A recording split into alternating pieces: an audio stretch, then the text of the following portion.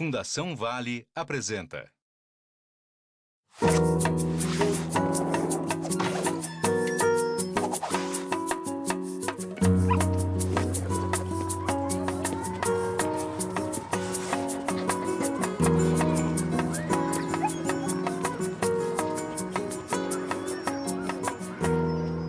Eu vejo a criançada da vila e me dá uma saudade da infância. Ai, eu não, Neuza.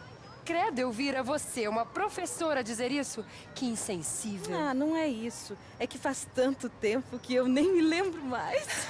Boba. Damião. Damião.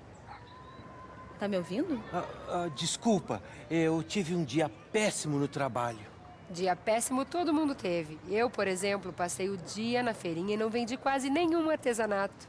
E eu? Fiquei o dia corrigindo prova. Cada erro de português. Mas lá no posto de saúde a coisa foi pior. Fui atender uma menina que parecia ter levado um tombo. Tava cheia de marcas pelo corpo. Mas quando fui ver bem, eram marcas de abuso sexual. Estragou o meu dia. Credo. E o que foi que você fez?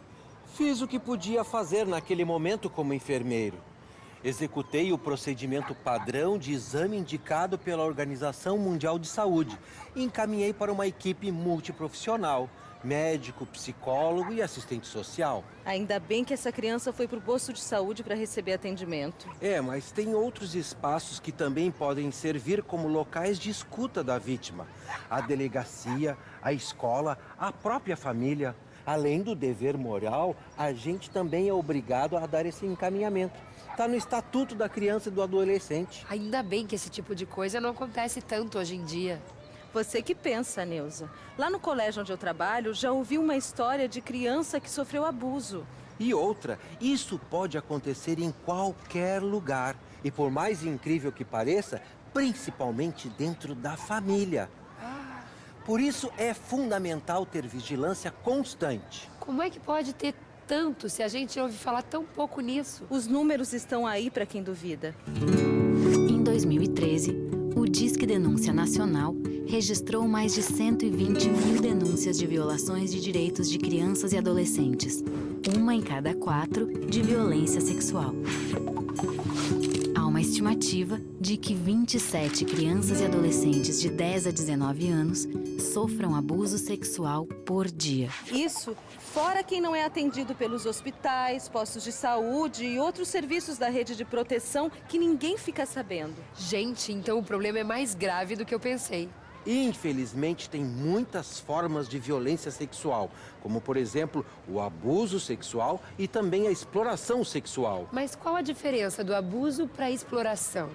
O abuso e a exploração sexual, eles fazem parte de um conceito maior que é a violência sexual. A principal diferença entre os dois é que a exploração sexual pressupõe uma troca, seja de dinheiro, de favor, ou de entrada, ou de alguma coisa. É uma mercantilização do sexo da criança ou adolescente.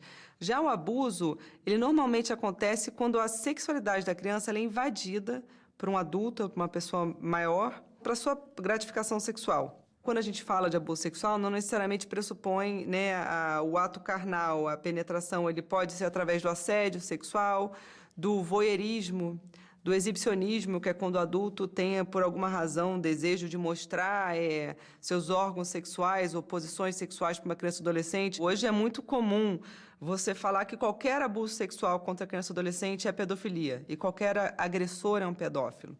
A pedofilia é uma doença, é um desvio da sexualidade que faz um adulto ser atraído por uma criança e de uma forma compulsiva. O pedófilo ele pode ter isso e nunca cometer um abuso. Quando a gente fala de estupro, a gente já fala de uma criança que ela foi agredida e foi forçada através da violência para praticar um ato sexual. Então, a gente está falando de um abuso sexual físico e que ele foi fruto de uma violência. E a criança, se ela for abusada desde muito pequena, ela demora para perceber isso. E até que ela consiga perceber que todo esse processo que sempre causou algum desconforto ou dor, seja um abuso, já passou muito tempo. O Código Penal define estupro, violação sexual mediante fraude, assédio sexual e estupro de vulnerável como crimes. A pena é de 12 a 15 anos de reclusão e pode chegar a 30. Pena que no Brasil nem sempre as leis funcionem como deveriam. Mas você acha que esse tipo de abuso pode acontecer aqui na vila? Às vezes o problema está mais perto do que a gente pensa. Isso mesmo. Pela minha experiência, já vi que pode acontecer tanto em cidades pequenas ou grandes, com gente rica ou pobre, em lares desestruturados ou em famílias que a gente acha que são certinhas. E o agressor também não tem um perfil específico. Quase nunca parece ser o lobo mau.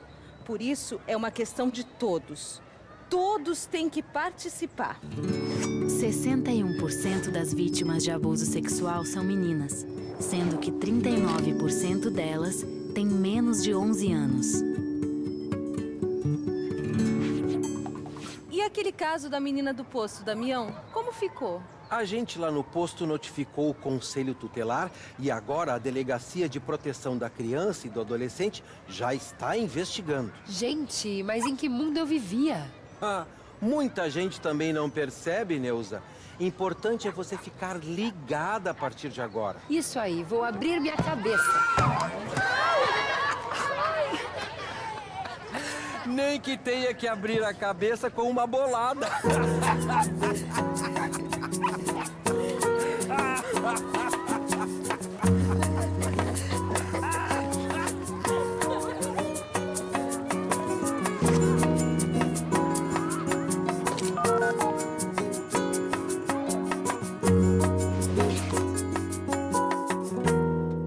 Um oferecimento Fundação Vale.